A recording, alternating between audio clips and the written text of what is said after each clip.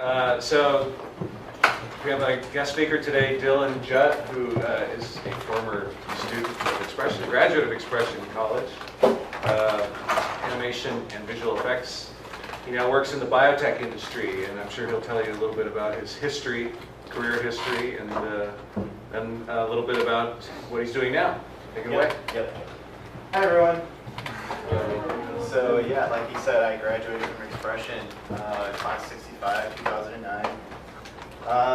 Yeah, I worked in the visual effects industry for a few years, 3 years to be exact, and then I transferred into biotech around 2012. So I thought that was kind of an interesting journey. It's not one that a lot of people are familiar with, so I thought that would be a good thing to share. If you look at my title screen thing on the left, that's like science fiction biotech. And that I used to do for, I made for a music video one time, and then all the stuff on the right is like real biotech stuff that I've been figuring out. So, again, I already introduced myself, but my main thing originally was being a 3D modeler. At the time in 2009, Expression was very geared towards having people be specialists, and that was great, again, for the time. But as soon as I graduated, it turned out it was a recession, and suddenly people wanted people that could do everything, and for mostly free. But it was a great time because it literally forced you to become a really good worker and artist. Like, you had no excuse. You had to like perform and make good stuff, or at least the best of your ability. So around that time, I discovered motion tracking and match moving. I discovered that was like a very solid skill, niche skill to have in movie studios. So got in that way. But the thing is, having like generalist skills allowed me to also just kind of like complete my own shots. So get the shot, and then I would track, match move it, have all the 3D camera data, and then put in all my elements, and then just everything that you learn here, just do it. And in smaller studios, it kind of made me a monster because I could just do all my own stuff. And then I'll show you guys my reel. No sound, but oh, sure. Whatever, I like that. That's cool. That works. So this is just breakdowns of just things that I worked on. Most of the stuff had to do with match moving and motion tracking and layout. This is just a show reel. After a certain point, people don't really care about your breakdowns. They just want to see that you worked on real stuff. So, you just show them like the final stuff. That's it, really. So, unfortunately, that's a creature I actually did Expression. It was using a Metallica video. There's a cat I made.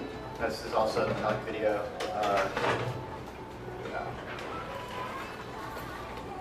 This is using 3D modeling, lighting, match moving. Well, concept art design. This is before Ghost in the Shell, so I'm pretty proud of that. It's very similar. It's a Katy Perry music video. Put Kanye West in a spaceship. Proud of that. This is pretty quick. That's the shot that actually got me into the movie industry.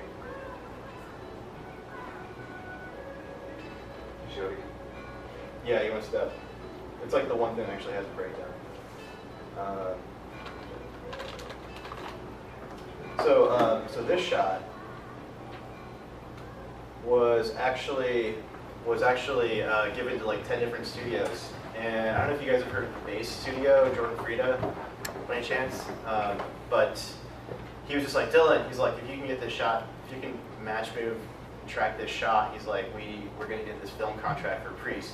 I was like, okay, I barely knew how to track. But I managed to lay down all these points in the middle of a featureless desert. And from that, you can actually get real camera movement. And then, that's how all the magic starts. you know, all the match moving. It's the part that no one sees. This is all. This was when I was at Murata for a while.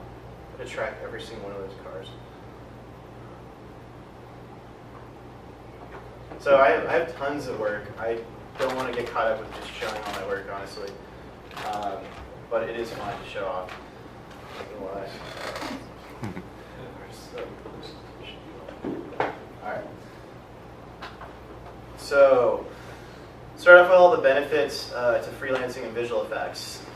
It's glamorous, it's work, you definitely build a strong portfolio, movies and music videos and stuff. You make awesome connections, you can negotiate your rates, you get pretty good money out of all that. Your skills rapidly grow because you say yes to everything and you have to get it done. So you immediately become a better artist. There's no leeway. It can be very flexible. You make a bunch of money, and then you have, and then you take a month off while the industry is dead for a month, and then, so you kind of have your own, you can take on all kinds of different projects whatever you want, and the work is varied. All right, so now I'm going to go into brutal honesty warning. Take it with a grain of salt. These are going to be some of the drawbacks, at least, and kind of the reason why I shifted out of visual effects. And this is just my experience. I still have plenty of friends in visual effects, and I still keep it as an option to go back to at any point, because everything changes all the time. But here's what I experienced. As I got into it, it wasn't the money that I was told I was going to get paid. A lot of the work was already being outsourced. I interned for free for 4 months at Zoic, and even then they still didn't even hire me. So I had to just continuously prove myself, But granted, like I said, this was 2009, so I feel like things are probably a lot better now. But for me, it was kind of a reality check. Full-time employment takes, good luck. I had a friend who just got hired at Murata after being a freelancer for 3 years there. So I mean, kudos to him. But full-time employment is just not. It's just too much business. There's just too much competition. Sometimes you have to relocate. Sometimes it's pretty hard to break into. I'm not gonna lie. That movie shot I got was basically me just keeping my ear connected and knowing all the people and keeping my skills at a very high level, so that when those opportunities did come, I was able to nail them. You're a small fish in a big pond, so you might think you're really awesome coming out of school, but you're going to be immediately reminded just how more talented and more connected and much more experience everybody else has around you. So you really do start at the bottom, unless you are some sort of god. But even then, it's for the most part, they're going to try to smash your egos. So thanks to outsourcing, things got a lot more complicated. All right, that's enough ranting. Why I switched into biotech. So immediately, as soon as I started working for a doctor, I had full-time work, I had job benefits, I felt just generally more appreciated because I wasn't, entertainment's a very consumable sort of thing, so people are just make me this beautiful thing, okay, that's it, it's awesome to you, but to people, it's just another thing they consume. Whereas with biotech, I was making implants. I was giving people the ability to chew. The appreciation you get from that is just tenfold. And it's I don't know. Maybe it takes a certain person to appreciate that. For me, switching to biotech meant moving back up to SF, so that was a huge benefit for me. I love it up here. I think this is the best place you can live in the world. I'm totally biased. Being in biotech means I'm a big fish in a little pond now, because there's not a lot of 3D animators who even consider science as a field. So I have I'm basically the first to get to experiment and show people oh look, this is what you can do with 3D. More creative control, again, because I'm one of the few people and I'm surrounded by engineers and scientists and doctors. I get to say like what looks cool for the most part. You know, even if I know that it's, you know, my best guess. Flexibility, freedom, biotech, you know, it's just, working in tech is just cool. Like, it's, granted, it's, you know, maybe it's a fleeting bubble, but right now it's a pretty cool bubble. So, you know, if you can get into it, definitely get into it. It's enjoyable. Again, it's a new niche, so, like, you know, I get to be that first person to explore all these possibilities and show them, like, hey, like, you know, you can put yourself into VR, you know. And it's a growing field. Who knows where it's going? Now the drawbacks. It's a bleeding edge industry. What does that mean? Basically, they're riding on a lot of hopes. They're all hoping that they're going to deliver on this breakthrough, you know, of just all this engineering magic by a certain quarter. Otherwise, their funding starts to drain. Another drawback is they're not so interested in the artistic aspect of things. They're more interested in like how accurate are you presenting this visual information. As you guys will see in the examples I have in the Oculus with the tilt brush, the stuff that I'm showing you, it's, you know, it walks a fine line between being art and science. It's primarily science. The idea is, you know, I'm showing doctors actual, you know, medical data, you know, visually in a 3D manner that they've never seen it before. So it's really important to them that you're not giving them something you think is pretty, you know, it's like, it's got to be like to the point. So that can be a bummer for some people. You know, it's kind of a bummer for me, but in a way it's like, because I have the flexibility, because if it's a cool job, I can also explore other things that I find that I'm passionate about, like music. You know, there's new tools that are associated with the medical world, but generally, if you have a good understanding already of 3D, learning Maya or Cinema 4D or whatever, like you look at these other tools in the medical field and you just think like, dude, these are kids' toys. Like this is what you guys use. Like, you know, I can destroy this, but like, so it's nothing intimidating. I learned one program called Rebus, which is used for like just measuring things in 3D, like it's a medical program. And Atomage is another program. That's the program that actually made me realize how you could convert like CT scan data into like 3D geometry, and that's like pretty basic and pretty important. But I didn't know that at the time until I discovered Atomage. Moving on.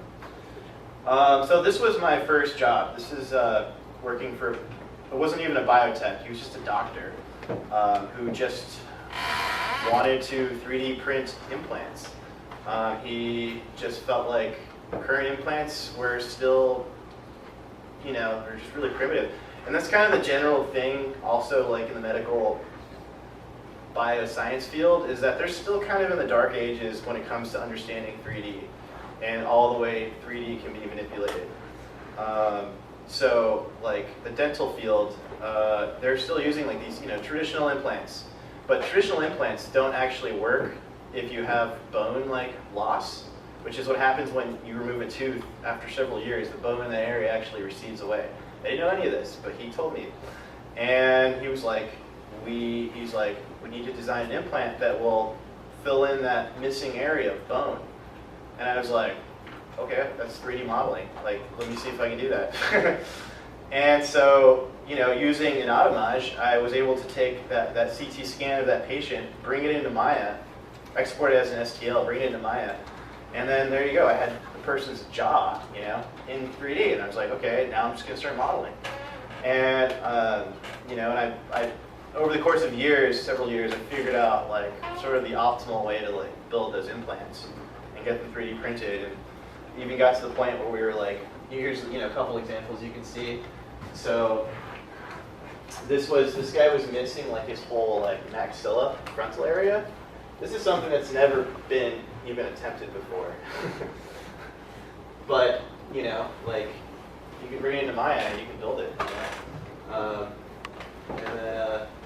And then once I started like figuring out like that process, then I was able to work with like other engineers and figure out what are like the ways we could streamline this tool so that we can just remove like as much human error as possible and make it as consistent as possible, because a lot of these things are just like fixed measurements, So we created all these like really advanced tools where it's like all you did was like lay down a curve like around the jaw, and from there the computer could build you your mesh, and you just had to lay down like where the teeth were going to be and adjust all that, and yeah, it like would speed up. Like the first implant took us like 8 months to make, to figure out like what are all the little things that have to like fit. But once we had that figured out, we could create these like much more advanced tools and streamline it. And that's called meta implants. And I'll show you. I started that job actually as just an animator, and I was just animating like his procedures that he wanted to do. So this guy, this is a very extreme example of one implant that we were thinking about designing. And yeah, warning, it is graphic because it's surgery. So this part right here, they have to like saw down the bones, like make it level. Yeah, when he was explaining this part to me, I wasn't too excited. I'm still not really into surgery. Yeah. Yeah.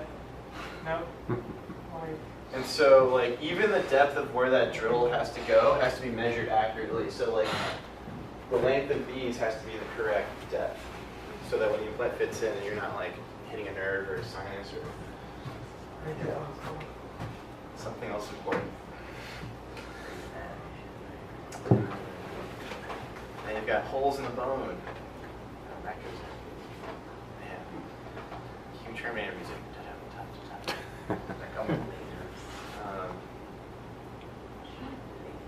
Staples.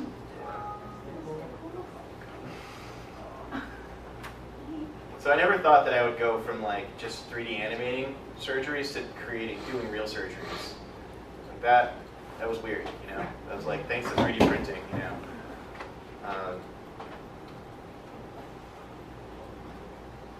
So what's happening right now? Okay, so that part right there, he was actually puncturing holes into the gum so that when he flips the gum back on, it'll just fit over all these new Terminator teeth. And then all this stuff right here, this couscous, as my boss used to call it, it's this bone matrix material, which is like medical magic basically. It's like this bone material that like it turns into bone. You put it into the implant and it just makes everything adhere. I call it bone cement. That's what I was calling it. And then this is just like a special little cover fabric. Super not technical. I was good at making this stuff, but I like wasn't really good with the terminology. It's like pretty funny, pretty weird. But anyways, that's the idea, and then that person has teeth. And basically we were thinking that would basically just replace dentures and just give people like real teeth. Unfortunately, it's much more complicated than that, and we're still trying to perfect it. But this was just the brief overview of the workflow that I figured out while I was working for this doctor. So the first top one, it starts from top left and it goes to bottom right. Top left is just the CT scan, like as it is, raw and dirty, and all those little like flakes and things, like those actually all have to be cleaned up manually, and that's still one of the most fundamental problems to the process, is that you have to like immediately introduce human error to just get the thing clean. But once you have that, you have the green one, which is all cleaned up and sharp and spiffy, and now ready for you to design your implants. And the third one, the little red spot, that's just to like show that there's a nerve right there, and you have to actually mark that nerve to make sure you have to stay like like 4 or 5 millimeters when you're designing your implant to like make sure you don't hit that. Number 4 is like what the implant looks like. More or less. We ended up, like that's an old design actually. We ended up having a much simpler design because when it comes to 3D printing, it's actually not as amazing as you think it is. Like you think it'll just print anything, but in reality it's like you want to give it the simplest like shape imaginable. And this one was like way too complex, and it you know, it still worked, but it just like was unnecessary.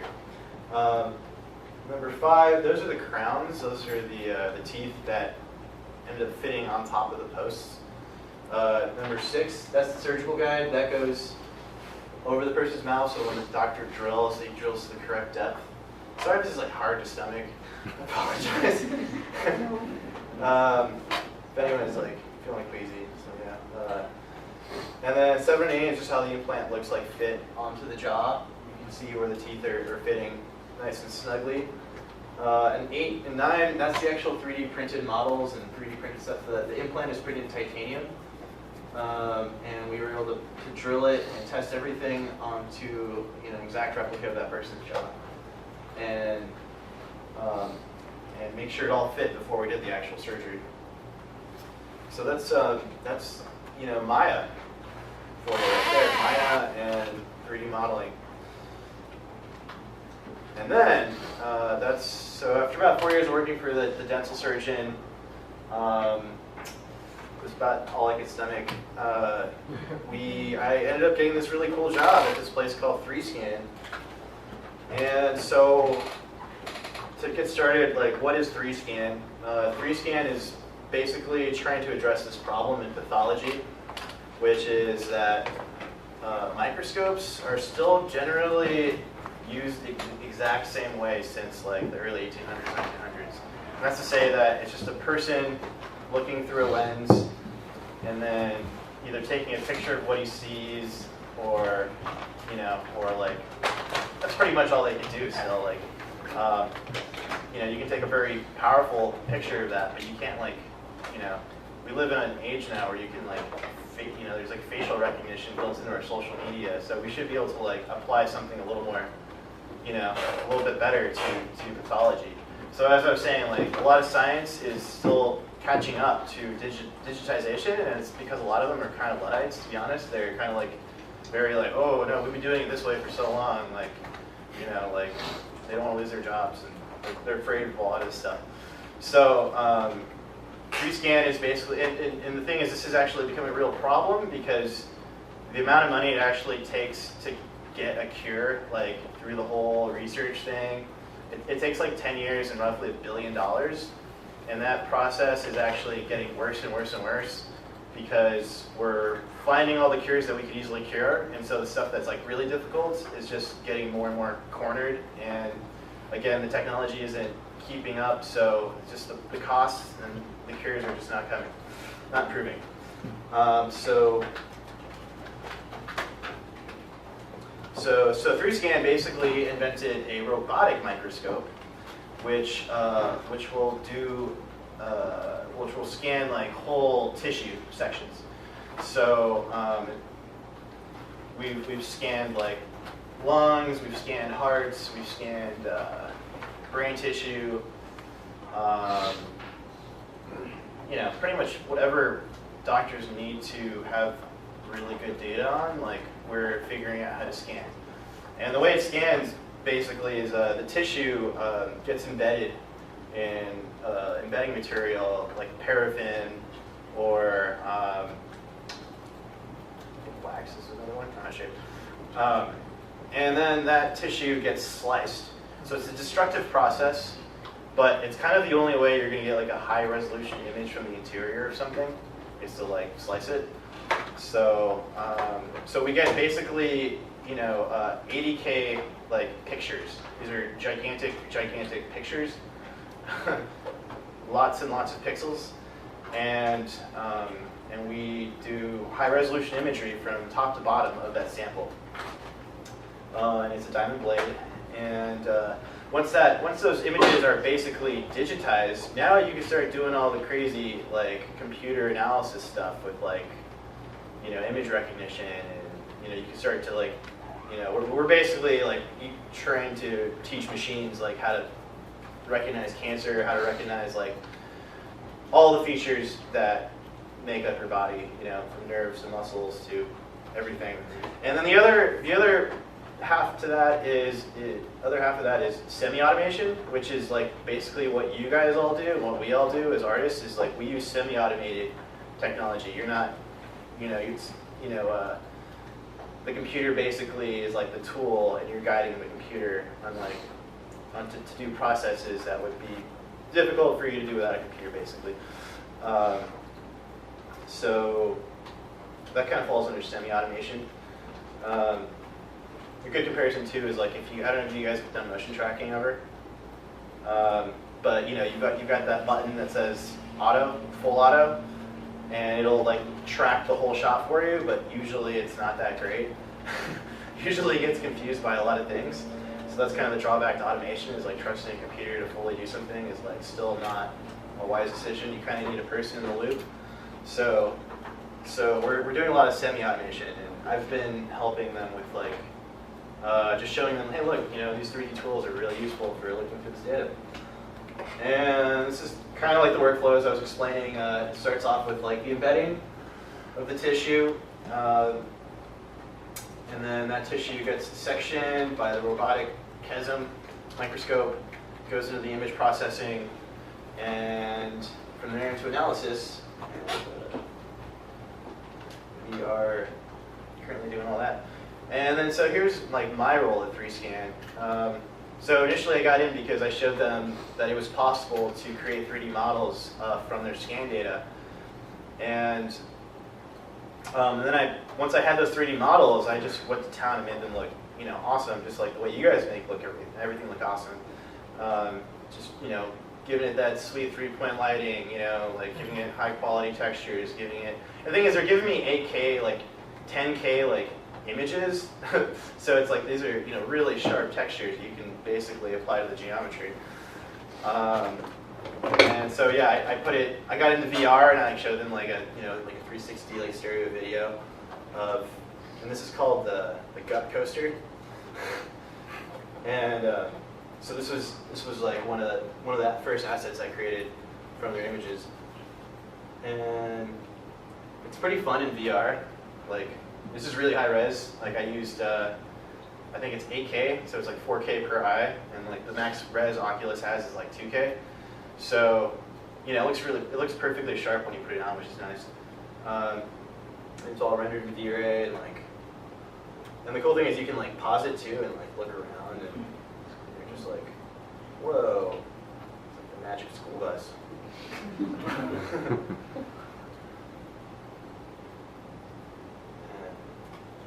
It's kind of jarring when like some of those things like hit you. Yeah, so that pretty much like got me in, and then I showed them, I put it into Unreal, Unity, Tilt-Brush. They basically gave me a free license. They're like, hey, just go crazy with our data and put it into everything because we want to see what it looks like. I was like, all right. And then, from there we just kind of basically became like the Viz team. And this was like the Viz team logo that I created, which is basically just supposed to like represent kind of in a fun way like what I think we are, which is kind of like from the left you have like DNA molecules, and then the viruses like infect the cells, and then the cells get like cross-sectioned and like digitized, and there's another version that actually makes more sense. And then those cells get turned into like pixels. Those pixels, you add a dimension to those pixels, they become voxels, and then magically it becomes the 3Scan logo. Yeah, and then this is just more work, more stuff that I really early on was like showing them like that you could trace like vasculature like out of their data. So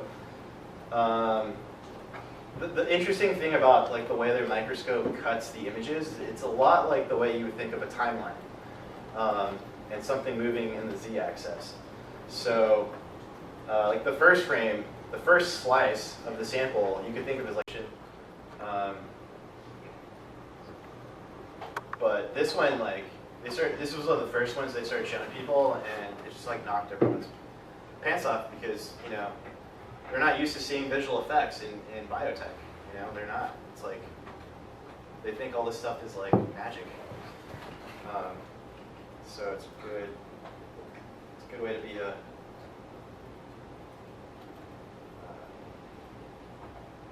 and anytime you can be a big fish in a small pond, I say go for it. Just strategically, if you think, you know, what's going to be easier for you in life, Whoops. I say work. You know, it's a good strategy. And this is a more recent one. Higher resolution. You know, and you know, granted, like I'm not like ILM, you know, like I'm a jack of all trades. That's how I've always gotten by. Like I don't specialize. Like there's, you know, I'm a one-man visual effects team essentially. So like I can't always like fix every little thing, especially in the given time that I have. So like this geometry, for example, like has a lot of, you know, it's kind of some jacked up faces and stuff.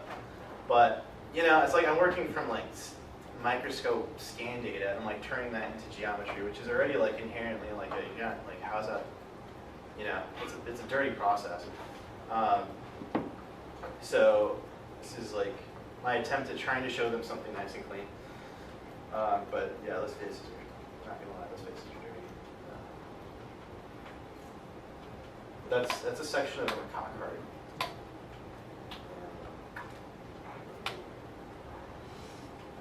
And then mouse on the video. So for doctors and scientists, like this stuff is crazy because it's real anatomy. It's real. It all comes from real data. You know? And the process for creating that really wasn't around. And then that's all the sections of the lung remerged.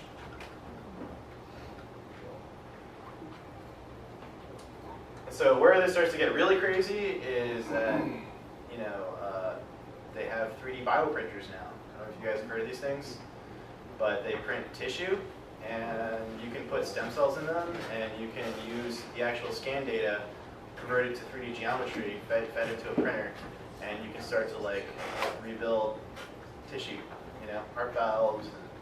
And, you know, it hasn't been figured out yet, but you know, like fully, but we're figuring it out. Those are my weird videos. You don't want to see those. That's it. Thank you.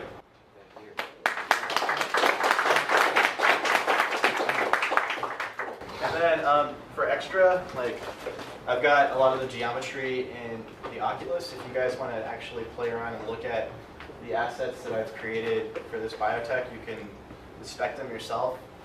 And yeah, just paint on them or whatever you like. Thanks. You want to ask if anybody has any questions? Oh, sure, yeah. Anybody have any questions? So what was the process? You took their scan data, made it was like an OBJ in Maya. Yeah, so the actual process is, so they initially gave me like, you know, a stack of images, right? And like, there's a lot of steps in this process. So I don't know, but basically the secret to all of this mainly was Photoshop and this program called 3D Doctor. And 3D Doctor is a program, it's a medical program that basically will take stacks of images and convert them into geometry. So, and basically what it does is it looks at every single image and it's just like, okay, make that into a section of geometry, and then it, you know, puts the whole thing together. Yeah, so 3D Doctor. Just like from top to bottom. Yeah. I mean, if you just think of like a z-axis. Yeah. So it's like, you know, if I put this in there, it would just be like slices from top to bottom. Yeah, well these were, well see, originally, when I was working for the dental surgeon, they were from a CT. So it was like, you know, they were like gray and black and like kind of, you know, a lot of errors and stuff in them. that like that I was showing you, I had to like clean out that stuff. But with FreeScan, they're actually taking like full resolution like color PNGs, which are like 80K, 40K. So I don't want to get into that part, but basically you have to like figure out how you're going to actually even load those images for starters, and then and then using Photoshop you can like basically enhance the values and like isolate things and get rid of stuff, which was like really annoyed them at first because they had all these like computer analysis guys who were working on these very complicated algorithms that it's supposed to just do that like by itself, but it's still a really hard problem for them. And and using semi-auto, and they want it to be a fully automated solution. They just want this thing to come in and come out and have computers do the whole thing. We're working towards that. Eventually, I'm going to be replaced by a computer. That's the goal, actually. But for now, like I was saying, semi-automation is that gap where you need a person still who can like look at it and adjust the values to get what you need. Yeah. I was wondering if you had any like advice for entering like development for VR. Like for me, I want to texture and stuff for VR. I was wondering any advice for that. Like I don't have a ton of good advice quite yet. Just like I had a friend who was actually working at a VR company for 3 years, and then they just got shut down. So that was like, all right, there's my VR like connection. And I have another friend actually. I think it's such a emerging field. Like the uses for it, are definitely going in different directions. Like, I mean, I'm using it for medical stuff, but I know other people who are using it to stream like video from like live events. I know the industry is still trying to figure out like what's the right direction to go with it. Because Facebook just shut down a 3-year program that they had. That was supposed to be some interactive VR game. So just give me your contact, and when I hear something, I'll let you know. I'm sure something will come up. Yeah. I don't know if I missed, but so like what you create a visual representation just for them to look at more detail? Yeah, that's part of it. So so basically it's more for them to show to the investors. Okay. So what I'm doing is not technically science. It's more of like it's trying to be as accurate as possible while still maintaining that this is a representation. And being as true to that as possible. But it's for showing to investors basically right now, and also everybody else too. Yeah, sorry, what was specifically one of your questions? So what is the work that you use for specifically? Just to show investors pretty much? Yeah, it's pretty much to show investors, and it's also just very explorative because 3D printing and VR, all those things are emerging right now, and it's the first time we've had 3D models of medical data like this. So part of my job is really also just to explore that space. We've done laser etching. We've put you've seen those like laser cubes that they sell like airports and stuff, and they'll put like your portrait inside of. Anyone seen those before? Yeah. Anyways, we got some pretty cool laser etchings of our geometry in crystal cubes, and they're fun for a lot of it's just to help with communicating what this data is, because for the longest time, all this data was just kind of locked up in these all these hard drives. Nobody could really see them. Even trying to open up one of these images was a nightmare. We had to use really down res proxies and stuff, and even then you only got a little slice. So this was just an awesome way for them to be able to just show look, this is actually what we're scanning, and it's just a very important element to be able to visually see things. Yeah. What's your advice for getting connected in that type of science and establishing that first connection? Honestly, there is just so many like things going on. Like I just went to a conference in the Mission called Bill Conference. It was at Gray Area. I don't know if you guys have heard of Gray Area. It's a pretty awesome spot. Like there's a lot of artists, a lot of scientists all converging in that spot. Yeah, I think like if you just go to these hangouts and stuff, you're gonna run into people that are really passionate about VR, gaming, you know, intersecting like science and art, especially in the Bay Area, the Silicon Valley. It's big up here. Like, you know, if you're looking more to get into entertainment, like it's a little smaller up here compared to LA. Yeah, I mean, I could just like, you know, hook you up with events and stuff like that. And you just, you know, have your portfolio all online and ready to show, and then, you know, you'll probably get an internship somewhere. You know. Yeah. Anything else? Thanks. All right. One more. What did you use for motion track? Synthesize. Yeah, you guys use Synthesize? Ever heard of Synthesize? It's pretty good. I mean, it's good if you're good. It's not good if you're not good. Because motion tracking is like, you need a good eye for it. You need it's painful, like at first, trying to get it accurate. How do you spell that? If anyone's ever dealt with it, Synthesize, SYNTH,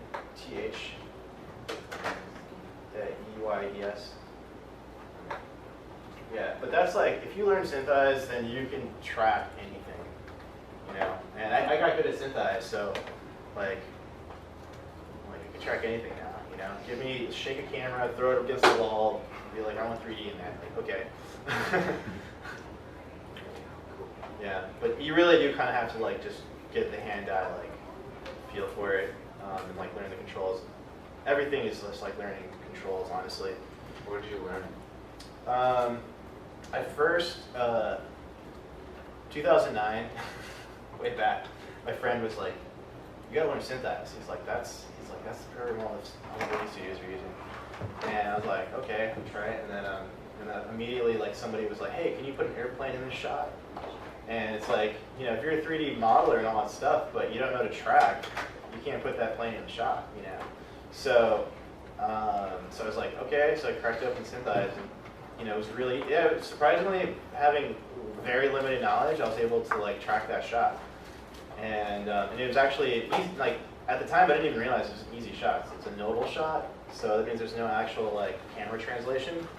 So just a couple of marker points, that's all you need to get that camera in the right place. And then once you have that, you bring that in Maya, you know, assuming you exported it correctly, and then you can use all your other fun 3D modeling skills and just have it fly through the shot, you know.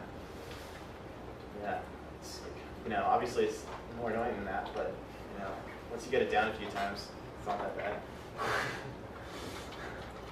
Right, let's be honest, everything can be a little frustrating. Yeah. Any more exciting questions? I love answering questions. That's fine. Have you seen anything going on with, like, say, robotics? Robotics, yeah, man. So everything we're doing is robotics at my company. The whole microscope is all robotically controlled. So robotics plays a huge part where I'm at. But it's kind of more like, you know, it's kind of more part of the process that I'm part of. Like, I'm not directly involved with robots or doing anything with the robots, but you know, the robots basically are like the heart of the company. They're doing all the main work. You know? And then because of that, I get to do animation.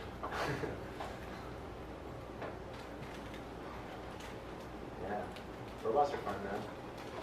Well, it is, like, I remember seeing a story on replacing arms Yeah. for soldiers, Yeah. and the ability to make them move through their nerves and thought. Yeah. Hook them up. The They way I- used a 3D image first to sort of figure out where everything was Yeah. before they actually apply the media harmful. Yeah, actually at my job, they're pretty interested in that too. They're interested in it from the aspect of the interface between like, connecting wires to like nerves. That's, we've had a couple of talks where like people came in and explained like their devices for basically measuring signals and converting those into like, reading those and turning those into like movement. It's pretty crazy advanced level stuff that I don't really, I don't really deal with too much, but from an animation standpoint, I see it as like opportunities for 3D printing and concept design.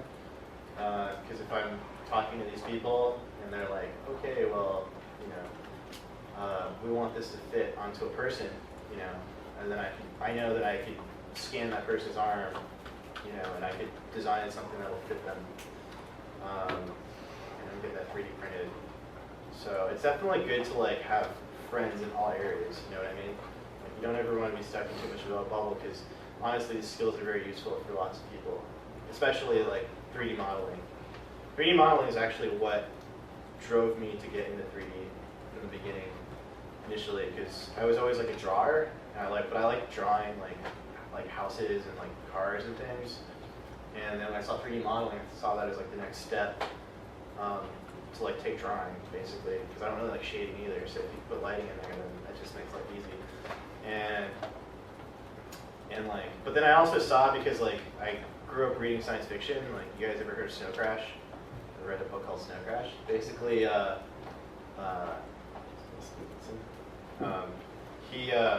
he basically talked about a future where we were all going to be living in a digital world that he called the metaverse. And I read that. My dad actually made me read that book when I was like 12, and then I saw MMORPGs come out, and I got hooked to one. I was playing EverQuest, and I got hooked to EverQuest, and then I realized like, holy crap, if I'm hooked to EverQuest and I'm living in this virtual world, maybe this book isn't so far off. I was like, maybe this is the trend of things, and that was like 2003 or 4. So when I finally saw Expression, I was like, oh snap, like I'm not. I wasn't really the most academic person. I like playing music and I like drawing, and like I saw this as like 3D digital trade skills, craft skills, like craftsman skills for the future. And I was like, okay, I want to, if the future is going to be digital, like I want to be able to build things in this digital future. Swinging a digital hammer, you know what I mean? Because I also like to build things too, but I figured, you should jump on the wave if you can. So, went down that rabbit hole. Yeah, sure. You guys good? Okay, awesome.